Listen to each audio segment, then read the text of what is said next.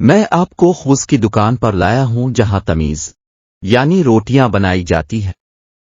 ये यहाँ की मशहूर रोटी है जिसे सऊदी और दूसरी अक़वाम के लोग बहुत शौक से खाते हैं।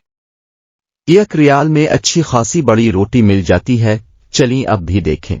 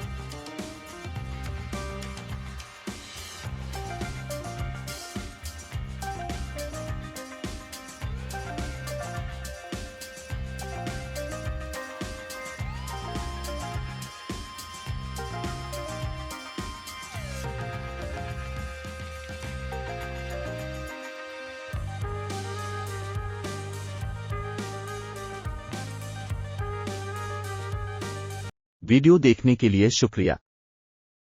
मज़ीद वीडियो देखने के लिए लाइक और सब्सक्राइब करना ना भूलें।